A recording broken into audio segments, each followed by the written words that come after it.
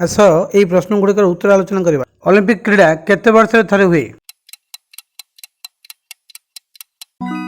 4 ବର୍ଷରେ। 2. ଅଲିମ୍ପିକ କ୍ରୀଡ଼ାର ସଂକେତରେ କେତୋଟି ବଳୟ ଅଛି? 5ଟି ବଳୟ। 3. ଅଲିମ୍ପିକ କ୍ରୀଡ଼ା ସଂକେତରେ କେତେ ରଙ୍ଗର ବଳୟ ରହିଛି? 5ଟି ରଙ୍ଗର ବଳୟ। ଅଲିମ୍ପିକ କ୍ରୀଡ଼ା ସଂକେତରେ ଥିବା ବଳୟର ରଙ୍ଗ ଗୁଡ଼ିକର କ'ଣ?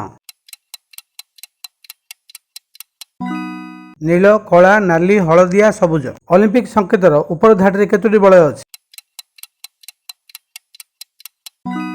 3ଟି। ଅଲିମ୍ପିକ ସଂକେତର ତଳ ଧାଡ଼ିରେ କେତୋଟି ବଳୟ ଅଛି? 2ଟି। ଅଲିମ୍ପିକ ସଂକେତର ଉପର ଧାଡ଼ିରେ ଥିବା ବଳୟ ଗୁଡ଼ିକର ରଙ୍ଗ କ'ଣ? ନୀଳ, କଳା ଏବଂ ଲାଲ। ଅଲିମ୍ପିକ ସଂକେତର ତଳ ଧାଡ଼ିରେ କେଉଁ କେଉଁ ରଙ୍ଗର ବଳୟ ଅଛି? ହଳଦିଆ ଓ ସବୁଜ। ଧନ୍ୟବାଦ।